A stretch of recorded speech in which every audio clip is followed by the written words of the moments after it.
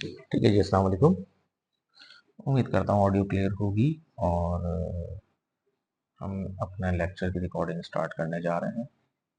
ठीक है जी, पिछले लेक्चर से मुताल्लिक कोई सवालात हो तो आप पूछ सकते हैं, ग्रुप पे पूछ सकते हैं। ठीक है जी, तो ये हमारी आउटलाइन है, हम इन चीज़ों को कवर कर चुके हैं। अभी हमारा टॉपिक जो है वो SDLC के ओवरव्यू पे है और इसकी बाकी चीज़ें जो डिटेल में हम डिस्कस करें, कुछ चीज़ें वहाँ डिटेल में है और कुछ का सिर्फ ओवरव्यू है, कुछ का मैंने इसमें टेक्स्ट ऐड कर दिया है जिसके अंदर आपका डेफिनेशन वगैरह ऐड की हुई है। ज़रूरत होगी तो यहाँ पे मैं इसे रिवाइज भी कर दूंगा। ठीक है जी, चलिए, तो ये हमारा आज का टॉपिक है, overview and phases of software development life cycle. अच्छा, सॉफ्टवेयर डेवलपमेंट जो है ना वो कॉम्प्लेक्स प्रोसेस है। अनप्लान्ड भी होते हैं, प्लान भी होते हैं। इसमें बहुत सारे स्टेक होल्डर भी मल्टीपल स्टेजेस में इन्वॉल्व होते हैं। कुछ जगहों पे स्टेक होल्डर इन्वॉल्व नहीं होते, जैसे कि जिनके लिए सॉफ्टवेयर बन रहा है। क्लाइंट इन्वॉल्व, जैसे कहते हैं ना, क्लाइंट की इन्वॉल्वमेंट कहीं होती है कहीं नहीं होती। कहाँ ज़रूरत है, किस तरतीब पे आप अपना सॉफ्टवेयर डेवलप कर रहे हैं और किस तरह का सॉफ्टवेयर डेवलप कर रहे हैं। ठीक है जी, आपके अपने डेवलपमेंट प्लेटफॉर्म या आपकी जो कंपनी है उसका मोरल और मोटिव क्या है, जो प्रोजेक्ट आया उसकी अपनी रिक्वायरमेंट क्या है। ठीक है जी, इस पे आपकी सॉफ्टवेयर की डेवलपमेंट, उसकी टेस्टिंग, उसकी मेंटेनेंस, ये सब डिपेंड करती है। ठीक है जी, कुछ तरतीबें ऐसी होती हैं कि एक दफ़ा सॉफ्टवेयर बन गया, चल रहा है और चला गया। जैसे फर्स्ट करे कोई हार्डवेयर बेस्ड प्रोजेक्ट है, एक बैट सिस्टम का, कोई एसी बनने आए थे, एसी का एक मॉडल आ रहा है और आपने उसके अंदर मिनिमम हार्डवेयर पे एक प्रोग्राम रन करना है जो एक्सटर्नल सेंसिंग, जो आपका आउटर है उसको नोट करे, इंटरनल टेम्परेचर नोट करे, यूज़र की इनपुट को चेक करता रहे। ठीक है जी, वो बना, वो एक हार्डवेयर के लिए बना, उसे मल्टीपल जावियों से चेक किया क्योंकि छोटा सॉफ्टवेयर है, उसकी टेस्टिंग भी इतनी कॉम्प्लेक्स नहीं होगी। करने के बाद आपने डिप्लॉय किया, हार्डवेयर चेक किया, एक प्रोडक्ट बनी और चला गया। ठीक है जी, लेकिन कुछ सॉफ्टवेयर है जैसे आपका सबसे आमतौर पर इस्तेमाल होने वाले आपके सोशल मीडिया प्लेटफॉर्म की ऐप्स हैं। ठीक है जी, और आपके बड़े बड़े प्लेटफॉर्म्स पे जैसे कि आपकी विंडोज़ की डेवलपमेंट है, उसकी एप्लीकेशन की डेवलपमेंट है, इवन आपके पास जो कोर कंपोनेंट्स ऑफ नेटवर्क हैं उनके वर्जन्स हैं, उनकी रिलीजेज हैं उनके फर्मवेयर की। ठीक है जी, इवन आपकी बायोस की फर्मवेयर की रिलीज़ है। ये डिपेंड करती है कि किस तरह का सॉफ्टवेयर है, कब रिलीज़ कर रहे हैं, उसकी मेंटेनेंस कौन करेगा, उसको डेवलप कौन करेगा, उसके अंदर बग्स आएंगे तो उसे कौन टेस्ट करेगा। सॉफ्टवेयर तो कोई भी हो सकता है, चाहे वो typically sorry computer hardware based हो या कोई डेडिकेटेड हार्डवेयर बेस्ड हो। अब जैसे मैंने आपसे मैंने राउटर का नाम लिया, तो राउटर के अंदर भी एक छोटा सा कोई ऑपरेटिंग सिस्टम तो होगा जो उसको चलाएगा, जो आपकी रिक्वेस्ट को एंटरटेन कर रहा होगा, आपके हिसाब से आईपी एड्रेसेस को असाइन कर रहा होगा। अगर आपने डीएचसीपी दिया है, पैकेट की फॉरवर्डिंग, रिसीविंग, आपको एक्सेस ग्रांट कर रहा होगा, ब्लॉक कर रहा होगा यूज़र को, ये सारी चीज़ें भी किसी सॉफ्टवेयर पे ही है ना। अब उसे आप फर्मवेयर का नाम दें, उस आप सॉफ्टवेयर का नाम दें, डिपेंड करता है कि उसकी रिक्वायरमेंट, उसकी डिप्लॉयमेंट क्या है। ठीक है जी, तो ये तो हो गई एक लेमैन एग्जांपल। तो सॉफ्टवेयर सब जगह है, आपके पास प्रिंटर अवेलेबल है, आपके पास टीवी या एलईडी लगा हुआ है उसके अंदर सॉफ्टवेयर है, रिमोट कंट्रोल फैंस आ गए हैं उसके अंदर छोटे सॉफ्टवेयर है, आपके पास एलईडी है घर की यानी कि डेस्कटॉप कंप्यूटर की, उसका सॉफ्टवेयर है। आपके कंप्यूटर में बहुत सारे सॉफ्टवेयर हैं, जैसे ऑडियो वीडियो के लिए हो गए, ब्राउज़र्स हो गए, इवन टीसीपी आईपी सेटिंग्स के लिए एप्लीकेशंस हैं। अब तो खैर वो इंटीग्रेट प्रॉपर कर दिए विंडोज 11 में, लेकिन पहले उसका अलग से टूल चलता था। आप कोई हार्डवेयर इंस्टॉल करते हैं उसके साथ कोई एसोसिएट सॉफ्टवेयर है, आपके ग्राफिक्स कार्ड का सॉफ्टवेयर है, उसका फर्मवेयर है। ठीक है जी, उसकी सेटिंग्स करने के लिए ऊपर एक यूआई बेस्ड सॉफ्टवेयर है, ये सारी चीज़। तो किस तरह का सॉफ्टवेयर है, कैसे डेवलप किया, बैंकिंग सेक्टर के सॉफ्टवेयर अलग हैं। ठीक है जी, आईटी इंडस्ट्री के मैनेजमेंट और ऑटोमेशन के सॉफ्टवेयर अलग है। तो हर एक का प्रॉपर तरीका है, उसकी रिक्वायरमेंट है, कहाँ डिप्लॉय होना है, किस सेक्टर का है, क्लाइंट की क्या रिक्वायरमेंट है, उस लिहाज से आप इसका साइकिल सेट करते हैं। ठीक है जी, चलें अब आगे आगे चलते हैं। हमारी 13 स्लाइड्स हैं इस पे, देखते हैं आगे क्या क्या चीज़ें डिस्कस करनी पड़ती हैं। तो ठीक है, एक जनरल डेफिनेशन है, what is SDLC, software development life cycle. The software development cycle is a process used by the software industry to design, develop and test high quality software. देखिए क्वालिटी का मतलब ये कि जो रिक्वायरमेंट्स है वो पूरी हो, यूजर का एक्सपीरियंस वो बेहतर रिव्यू होने चाहिए। अगर आपने एक सॉफ्टवेयर बनाया, अगर आपको से पता नहीं कितनों का वास्ता पड़ा है कि अगर आपके घर पे एक डिवाइस लग रही है आजकल ONU जो हुआवे बनेगी और एक इंटरफेस आपको टीपी लिंक के राउटर में मिलता है, दोनों के अंदर ना हम टीपी लिंक से या तो यूज टू हैं या बहुत आसान लगता है, लेकिन आप ONU खोलेंगे तो उसमें थोड़ा सा कॉम्प्लेक्स है। अब वो होता है चाइना की टेरिटरी के हिसाब से बहुत आसान और टीपी लिंक में अच्छा ना लगता, लेकिन क्या है हमारे लिए अमूमन वो मुश्किल होता है। या इसकी जनरल मिसाल ये है कि मैं आपको विंडोज 7 से 11 पे ले आऊँ तो आपको कोई खास परेशानी नहीं होगी ना, मतलब ये यूजर एक्सपीरियंस की बात कर रहे हैं। लेकिन अगर मैं आपको विंडोज 11 से हटा के रेड हैट पे बिठा दूँ या डायरेक्ट उबंटू की कोई रिलीज दे दूँ जिसमें आपके तमाम सॉफ्टवेयर हो, जो वर्ड प्रोसेसर हो, ब्राउजर हो, वो डेवलपमेंट का VS कोड वगैरह उसमें इंस्टॉल्ड हो, XYZ, ठीक है जी, तो आपको परेशानी थोड़ी सी ज़्यादा होगी। ठीक है जी, तो हाई क्वालिटी का मतलब ये है कि तो यूज़र एक्सपीरियंस भी अच्छा हो, मतलब आपने वर्जन चेंज किए तो उसमें बहुत ज़्यादा चेंजेस ना हो कि यूज़र, अगर आपने चेंज लानी भी है ना तो साइकिल वाइज लाइए, एक्टिविटी वाइज लाइए, एकदम से बिल्कुल का कहते हैं ना 180 डिग्री आउट ऑफ फेस या ड्रास्टिक चेंज मत ले आइए कि एकदम से शक्ल ही बिल्कुल चेंज कर दी। तो अगर आप बड़े-बड़े टूल्स को देखें, इवन आप सोशल मीडिया के प्लेटफ़ॉर्म्स को देखें, अगर उन्हें अपना स्टेटस डिस्प्ले भी करना है या स्टोरी डिस्प्ले भी करनी है, ठीक है जी, कहीं उसमें नोड्स ऐड करने हैं, तो वो क्या करते हैं, वो फ़ेज़ेज़ में चेंजेज़ लाते हैं। वो कहते हैं कि अगले 2 साल में हमें इसका डिज़ाइन इस तरह का चाहिए। तो अपनी टीम वैसी तैयार करते हैं, फिर उसका प्रोसेस वैसे ही होता है डेवलप करने का कि भाई कहाँ-कहाँ टेस्ट करना है, कहीं टाइम बेस आपने चेकिंग रखनी है, साइकिल रखना है या आउटकम बेस रखना है, कितना फ्लेक्सिबल रखना है आपने, किस-किस को इसके अंदर इन्वॉल्व करना है। ठीक है जी, तो ये चीज़ें आपकी डिपेंड करती हैं कि आप किस तरह का सॉफ्टवेयर बना रहे हैं और उसकी मेंटेनेंस कैसे होगी, लॉन्ग टर्म प्लान्स क्या है। It aims to produce software that meets और exceeds customer expectation, reaches completion within time and cost. अच्छा, ये बड़ा मसला है। कस्टमर एक्सपेक्टेशंस जो होती है ना वो तो आप अमूमन फीडबैक के ज़रिए ही जज करते हैं, वरना कर नहीं सकते। आप एक चीज़ चला रहे हैं, मिसाल के तौर पे आप उबर के बहुत पुराने यूज़र हैं और अचानक से करी वो आ जाए इनड्राइव, ठीक है जी, तो जो चीज़ें आपको इनड्राइव में मिल रही हैं वो आप उबर से एक्सपेक्ट नहीं कर सकते, लेकिन उबर के हिसाब से आप एक्सपेक्टेशन, अगर आपका उबर का बहुत अच्छा एक्सपीरियंस था तो आप उबर के अंदर आप एक्सपेक्टेशन रख सकते हैं कि यार ये इनड्राइव भी वैसे ही होगा, इसमें जो बजट बनेगा वो बड़ा बड़ा ऑप्टिमिस्टिक होगा, ठीक है जी, जल्दी राइड लगा करेंगी, फ्लेक्सिबल प्लान होगा, मल्टीपल डेस्टिनेशन ऐड करने के मामला होंगे, वॉलेट होगा, रेटिंग के हिसाब से या अमाउंट की जो क्लोज टू होगा उसे ऑटो एक्सेप्ट करने का ऑप्शन होगा, XYZ। तो जब आप कोई चीज़ चेंज करते हैं या कोई चीज़ पब्लिक को देते हैं, ठीक है जी, बहुत सारी चीज़ चलती हुई फेल हो जाती हैं। आप देखें ना फूड पांडा के, जो मेरा ज़ाती राय है कि अच्छे रिव्यूज़ अब नहीं आ रहे, तो उसकी ऐप ओवर कॉम्प्लेक्स हो गई। फिर जो रिसीविंग हो रही है वहाँ एक अपने बिजनेस मॉडल के मसले भी। लेकिन आप देखें कि कुछ चीज़ें ऐसी हैं कि जो बड़ी अच्छी चली, ठीक है जी, जैसे कि अब मैं आपको मिसाल दूँ, पहले एक सोशल मीडिया प्लेटफॉर्म था माई स्पेस, वो कुछ ऐसा ही था जैसे कि फेसबुक है, लेकिन माई स्पेस अपने आप को रिटेन नहीं कर सका क्योंकि वो जो एक्सपेक्टेशंस डेवलप हुई आफ्टर यूजिंग फेसबुक, तो वो संभाल नहीं सके, वो उस तरह उस प्लेटफॉर्म को चेंज नहीं कर सके, अपने आप को चेंज नहीं कर सके। ठीक है, डेवलपमेंट चाहिए होता, करते हो कर रहे हो, लेकिन वो इतने स्लो होंगे कि पब्लिक ऐसे वहां से मूव हो गई।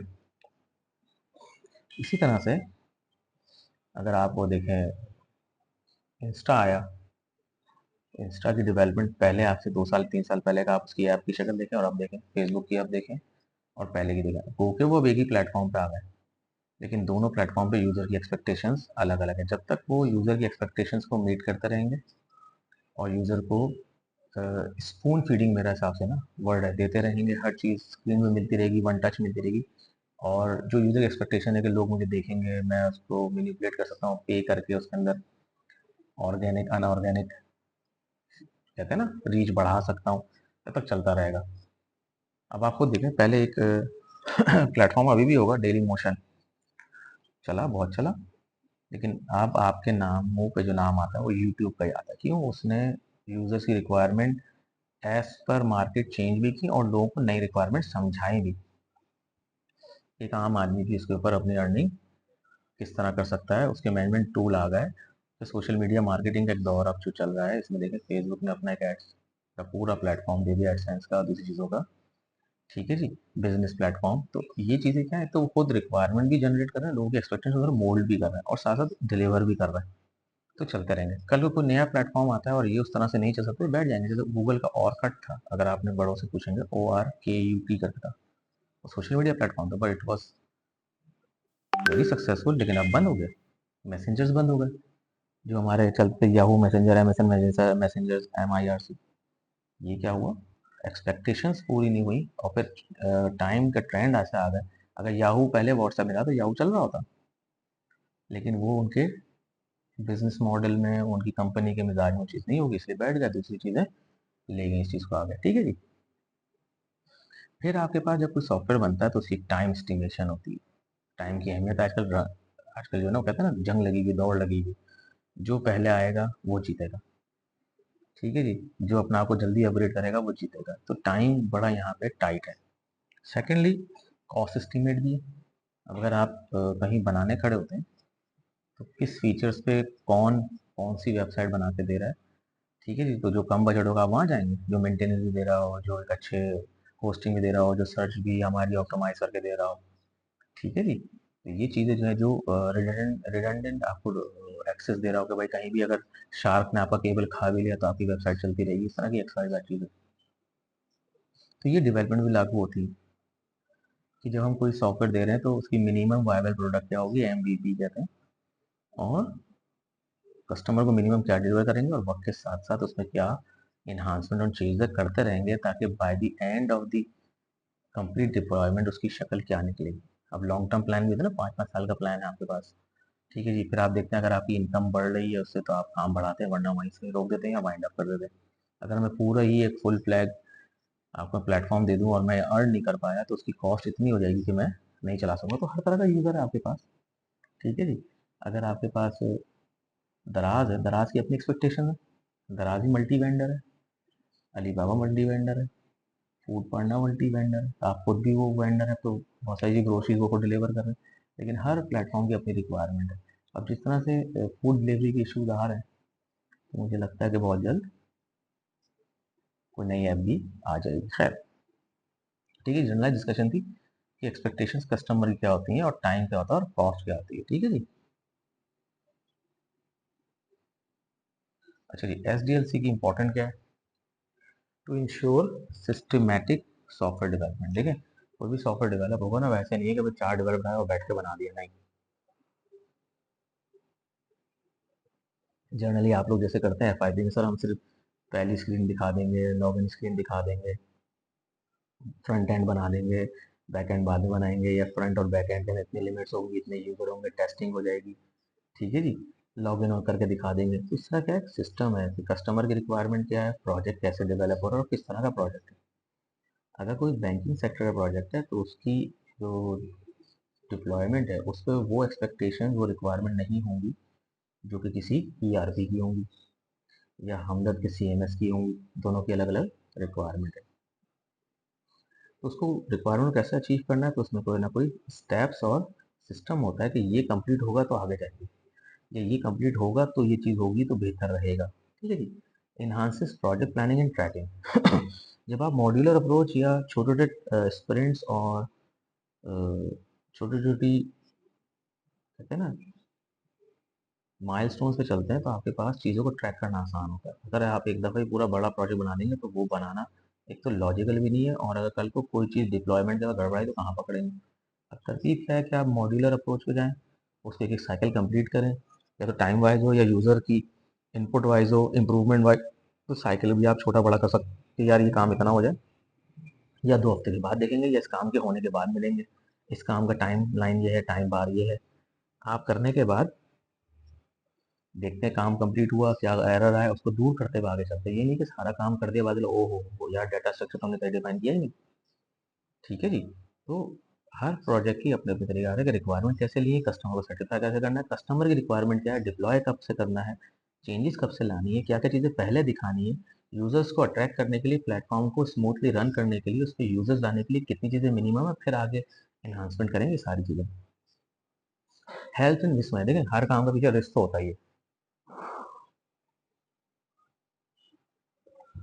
कोई टीम बैठ गई, किसी ऐसे डिले हो गया, जब आप छोटे छोटे काम कर रहे होते हैं ना तो आप चीज़ें कंट्रोल में रखते हैं।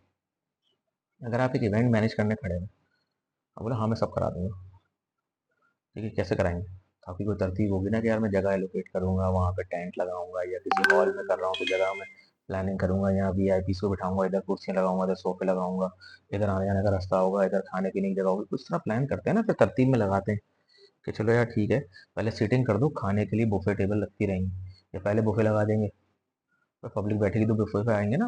तो इस तरह की तरतीब है। अब उसमें क्या है कि कल को कोई गड़बड़ हो जाती है और उसके बुफे लगने में देर हो गई, कम से कम पब्लिक तो बैठी ही होगी। तो सेम गोज होती प्रोजेक्ट। अगर आप साइकिल्स में चल रहे हैं ना, किसी वजह से किसी एक स्टेज के अंदर कोई गड़बड़ आती है तो आप उसे अगली स्टेज से पहले कवर कर सकते हैं। ऐसा ना हो कि एक स्टेज पे गड़बड़ हो गई, वो पता नहीं और आगे आपका काम चलता गया, तो चीज़ें उमूमन रिवर्स भी हो जाती हैं। सबसे बड़ी चीज़ कस्टमर का ट्रस्ट ब्रेक हो जाता है, या उसका प्लान अगर शेक हो गया तो फिर आपके साथ मुश्किल है आगे चले।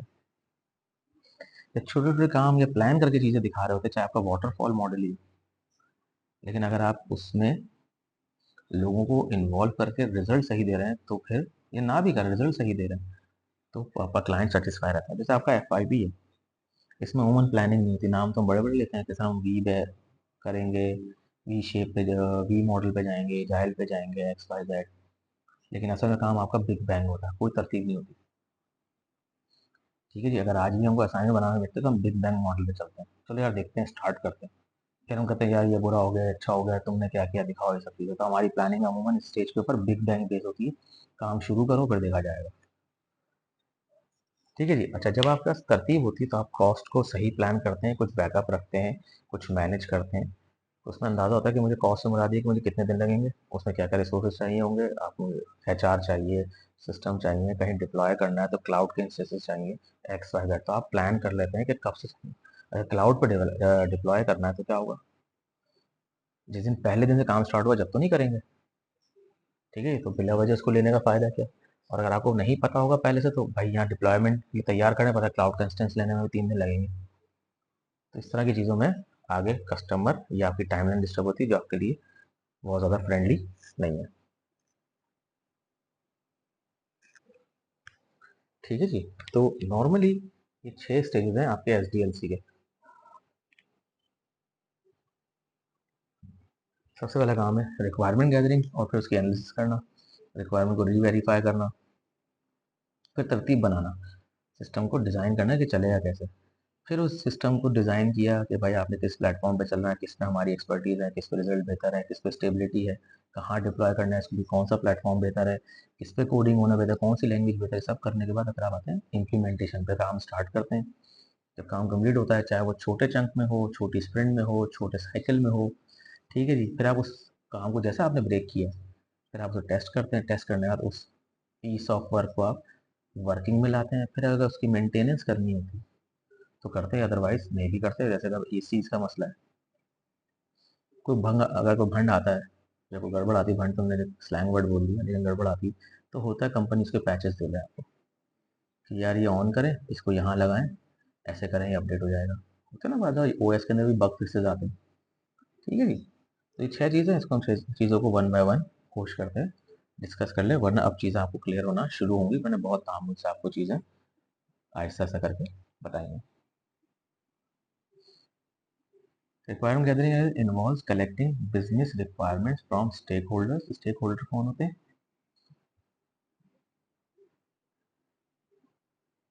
जो सॉफ्टवेयर बनवा रहे हैं।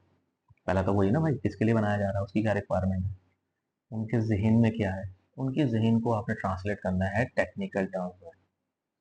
अगर कोई लेमैन है जिसको कंप्यूटर का नहीं पता, वो तो बहुत पढ़ा लिखा आदमी हो सकता है, लेकिन जिसको कंप्यूटिंग का डेवलपमेंट नहीं पता, तो वो अपने हिसाब से रिक्वायरमेंट बताएंगे। आपका काम ये है कि उन रिक्वायरमेंट को टेक्निकली एनालिसिस करना और अपनी टीम के साथ बात करके उनको बताना कि सर ये आप कह रहे हैं, ये करने के लिए हमें ये चीज़ें रिक्वायर्ड होंगी, इतना टाइम लगेगा, ये कॉस्ट आएगी, ये चीज़ें आपको बैकएंड में रिक्वायर्ड होंगी। कहीं डिप्लॉय करते हैं तो उसके ये शॉर्टकम्स होंगे या ये फ़ायदे होंगे X Y Z. Analyst determine end user needs, project scope and documents the required. जब आप कोई चीज़ की रिक्वायरमेंट लेते हैं तो लाजत आप इसको डॉक्यूमेंट कर लेते हैं। ठीक है जी। तो अब क्या है, एनालिस्ट डिटरमाइन करता है कि एंड यूजर की रिक्वायरमेंट क्या है, प्रोजेक्ट को किस तरह से लेके चलना है, कितनी चीज़ें हमें डिलीवर करनी, क्या इसकी horizontal vertical depth and breadth है, और जो चीज़ होगी इसे हम लिखेंगे ज़रूर, उसको हम लिखेंगे ज़रूर। लिखे बगैर कोई चीज़ नहीं होती, क्योंकि बाद में कोई चीज़ चेंज होती है तो स्टेक होल्डर्स के अंदर मिसअंडरस्टैंडिंग डेवलप हो सकती है, और जो भी चेंज भी आएगी अगर फर्दर कोई एमवीपी के बाद, किसी स्प्रिंट के बाद, किसी साइकिल के बाद, इटरेटिव साइकिल के बाद, तो फिर आप उसे डॉक्यूमेंट करेंगे कि हाँ यार इस चीज़ को लिख लो, अब हम अगले में पर चलो बग आ गया। जब भी आप उसको डॉक्यूमेंट करेंगे, हमने ये काम किया था, ये बग आ गया और इसको हमने ऐसे रिजॉल्व किया, ताकि वो फिर आपकी प्रैक्टिसेस के अंदर चीज़ शामिल हो जाती है। बाद दफ़ा 10-10 साल से काम कर रहे होते हैं, कोई नई चीज़ आ जाती है, कोई नया प्लेटफॉर्म आता है, उसमें नए बग्स आते हैं, नए एक्सपीरियंस होते हैं आपकी टीम को, चाहे वो रिक्वायरमेंट वाले को हों, चाहे वो डेवलपमेंट हो, चाहे वो टेस्टिंग वाले हो, इवन डिप्लॉयमेंट वाले हो, उनको किस तरह का कहाँ-कहाँ चैलेंज आता है, उसको आप लिख लेते हैं कि हमने इस तरह से इसको रिज़ॉल्व किया।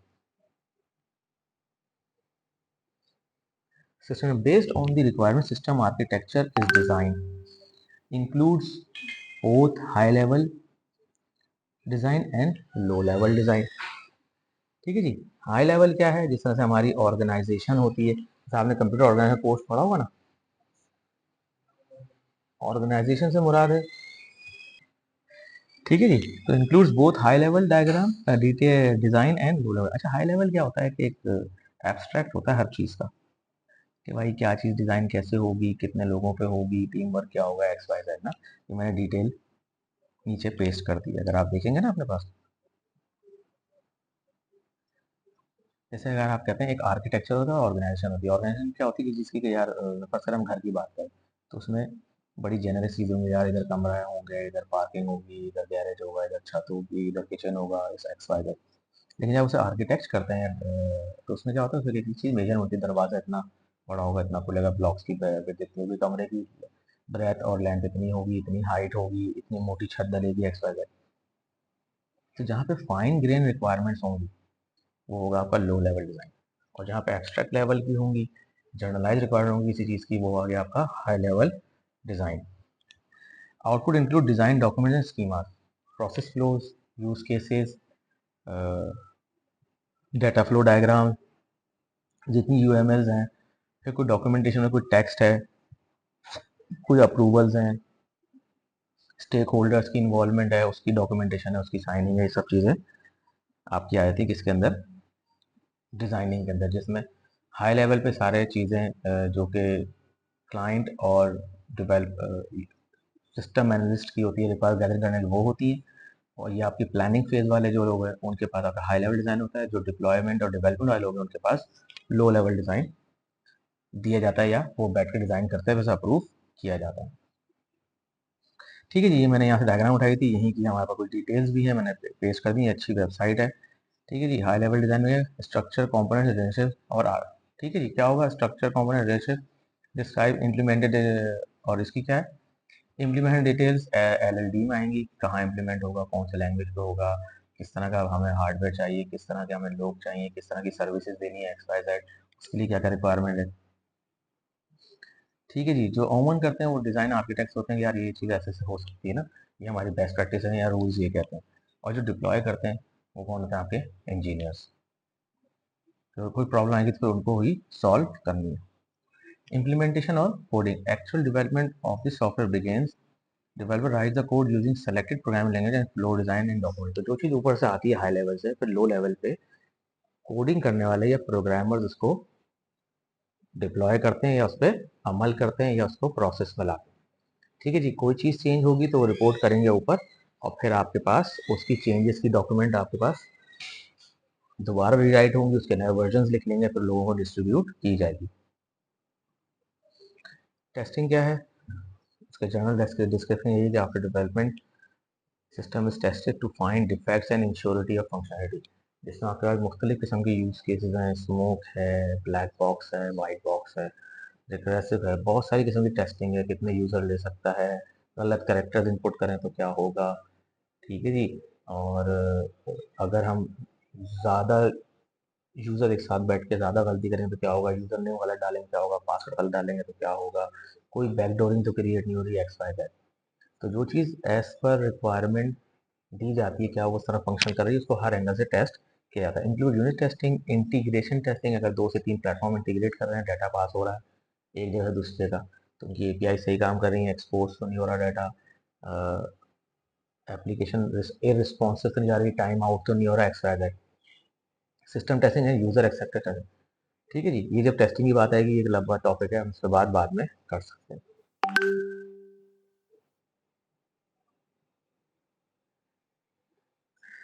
डिप्लॉयमेंट का application is release to the production environment depending on the feedback, product में be release in this stages. अब देखें वही बात है, तो बनाने का एप्लीकेशन दे दी, अब उनको बोला भाई पहले किस फेज में डालो उसे, ठीक है जी, उसका पहले चेक कर लो, कोई अगर बग या एरर आता है तो उसे रिपोर्ट करो, पैसे हम पहले इस फेज में सही करते हैं, फिर अगली डिप्लॉयमेंट में जाएंगे। आपने कोई फाइनेंशियल पार्ट उसका अपडेट करना है, किसी वजह से आपने कोई इन्वेंट्री सिलेक्शन का पार्ट चेंज करना है, कहीं आपने कोई डाटा बेसिस के अंदर बैक एंड चेंजेस करनी, तो डिपेंड करता है कि आपका बिजनेस मॉडल क्या है और किस स्टेज में आप चेंज कर सकते हैं कि यूजर्स के एक्सपीरियंस को आप कम से कम लूज की। ठीक है जी, अब इसमें चीज़ देखिए, डिपेंडिंग ऑन दी फीडबैक, बहुत सारी चीज़ें जो हैं वो यूजर्स को मुश्किल लग रही होती है, तो फिर हम क्या करते हैं, ये डेवलपमेंट टीम क्या करती है कि वो बात करती है, यानी कि पहले तो फीडबैक जाएगा स्टेक होल्डर का, अगर वो रेकमेंड करते हैं तो चेंजेस आएंगी, तो चेंजेस के लिए आपका फिर रिक्वायरमेंट एनालिसिस होगी, क्या क्या चीज़ें चेंज करनी है, कैसे करनी है, किन फेजेस में करनी है, फिर आपकी टीम काम करके लो लेवल वालों को देगी, फिर वो डिप्लॉयमेंट फेज में जाएगा आफ्टर इम्प्लीमेंटेशन, फिर किस फीडबैक के तहत किस स्टेज को पहले डिप्लॉय करना है, किसको बाद में करना है, ये सारी चीज़ें आपकी तरतीबार और विद कॉन्सेंट ऑफ द और स्टेक होल्डर्स ये चीज़ें की जाती हैं। अच्छा, अब आपने दे दिया involve ongoing updates, bug fixes and improvement after the software is deploy. कहीं आपने कोई सिस्टम डिप्लॉय कर दिया, फिर उसमें कहीं कोई एरर आता है किसी वजह से जो टेस्टिंग के दौरान नहीं आया, लाजवाब रियल वर्ल्ड जो इन्वायरमेंट है वहाँ पे मामला अलग होता है और टेस्टिंग इन्वायरमेंट अलग होता है, फिर भी कोई चीज़ आ जाती है तो उसको कैसे चेंज करना है, आपने कोई अपडेट दिया है, कोई फीचर बढ़ाया है, कोई फीचर कम किया है, तो वो भी अपडेट में आएगा, वो आपने किस स्टेज में लेके आना है, ये सब किस लिए, तो ensure the system continues to perform well. अगर आपका 5 साल का प्लान है उसको चलाने का, तो आपका 5 साल तक वो सिस्टम लोगों को अटैच करके विद बेटर फीडबैक चलता रहे। ठीक है जी, आप इसको डेवलप करने के बहुत सारे मॉडल हैं, मैंने यहाँ पे चीज़ें ली थी, इसमें बड़ी बारीक सी चीज़ है जो एजाइल और आइटरेटिव के बीच में, आइट्रेशन साइकिल और एजाइल मॉडल तकरीबन एक जैसे, लेकिन एजाइल में क्या है कि छोटे छोटे स्प्रिंट्स होते हैं और वो कस्टमर एक्सपीरियंस को लेकर आगे चलते हैं, कस्टमर के फीडबैक को चलते हैं, क्योंकि हाइड्रेटिव में क्या है कि आपने अपने छोटे छोटे स्प्रिंट्स बना लिए और वो टाइम बेस्ड होते हैं, उनको प्रिडिक्टिव मॉडल्स होते हैं कि यार हमने ये किया तो ऐसा होगा।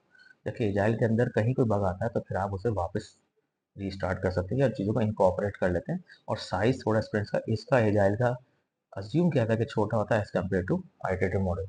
वाटरफॉल क्या है, वाटरफॉल का मतलब है कि एक दफ़ा रिक्वायरमेंट ले ली, उसके बाद वो analysis, high level design, low level design, deployment, coding, testing और डिप्लॉयमेंट पे चलता रहेगा, मतलब उससे आप बैक नहीं आ सकते। देखिए एजाइल मॉडल में क्या है कि छोटे छोटे स्प्रिंट्स होते हैं और हर स्प्रिंट्स के जो है ना वो सक्सेस होना, बेहतर होना ज़रूरी है एज़ कम्पेयर टू वाटरफॉल। आप छोटे छोटे पीसेस करते हैं, छोटे छोटे स्प्रिंट करते हैं, 2 हफ्ते के काम पे जाते हैं, फिर देखते हैं कि क्या चीज़ आई, क्या चीज़ रह गई, उसको वापस जाके स्टार्ट करते हैं, चीज़ों को इम्प्रूव करते चलते हैं। आइटरेटिव भी ऐसा ही है, लेकिन आइटरेटिव में टाइम वेस्ट होती है और बड़े बड़े साइकिल्स होते हैं और उसमें अजम्पशंस और प्रिडिक्शन पे चलते हैं कि ये काम करेंगे तो ऐसा होगा, लेकिन इसमें अमूमन जो स्टेक होल्डर जैसे आपका क्लाइंट या आपका कस्टमर है वो अमूमन इन्वॉल्व नहीं होता है। स्पायरल मॉडल क्या है, एक काम कर लिया, इम्प्रूव किया, फिर आगे चलते गए, काम गए, मूव करते गए, ठीक है जी। ये बारी बारी चीज़ें लेकिन तकरीबन एक ही है, वी मॉडल भी यही है कि आप स्टेजेस करते हुए कंपनी की तरफ जाएंगे। ठीक है जी। बिग बैंग क्या है, विद मिनिमम और नो प्लानिंग, आपने काम स्टार्ट किया, बस फिर देखा जाएगा, जब मसला आएगा देखा जाएगा, ठीक है जी। तो ये अप्रोच इतनी ज़्यादा जानदार नहीं है, ये भी कोई ख़ास प्रैक्टिकल अप्रोच नहीं है। आइटरेटिव और वाटरफॉल मॉडल्स ऑफ सक्सेस यहाँ पे हमारे एनवायरनमेंट में एजाइल कहते हैं, लेकिन अमूमन एजाइल को हमने देखा नहीं, क्योंकि एजाइल के साथ साथ कुछ पर्सनालिटी के ट्रेड्स की रिक्वायरमेंट से कहते हैं एजाइल माइंडसेट, वो अमूमन नहीं होता। ठीक है जी, कल्चर बैरियर की वजह से, किसी इंसान में गलती नहीं, लेकिन कल्चर बैरियर की वजह से हम एजाइल या एजिलिटी के कॉमन कायल नहीं होते। लास्ट स्लाइड में क्या है, डिपेंड्स चूजिंग राइट एसडीएल से module depends on the project requirement, size, complex resources and stakeholder involvement. कौन सा प्रोजेक्ट कब बन रहा है, कितने मॉड्यूल्स हैं, कितने बड़े बड़े मॉड्यूल्स हैं, सब मॉड्यूल्स कितने, अब ईआरपी डेवलप कर रहे हैं, उसमें तो आपको लागत है एक बड़ा काम। ठीक है जी, आप उसको वाटरफॉल पे नहीं ले आ सकते। ठीक है ना, 8 महीने 10 महीने डेवलपमेंट, आप एक सॉफ्टवेयर देंगे उनको 500 MB का, बचा वो चला नहीं है, उनकी मर्जी नहीं तो मसला खराब। Agile preferred for dynamic needs, waterfall suits well defined project, जहाँ पे पहले सब चीज़ पता हो, वेल डिफाइंड हो, तो वहाँ तो वाटरफॉल सही है। लेकिन अगर वक्त के साथ रिक्वायरमेंट आपकी वेरी करेंगी तो एजाइल आपके लिए बेहतर है। ठीक है जी, मेरा फ़ोन ही बज गया और हमारा ये लेक्चर ख़त्म हुआ, अगले लेक्चर में मुलाकात हुई। ठीक है जी, अस्सलाम वालेकुम।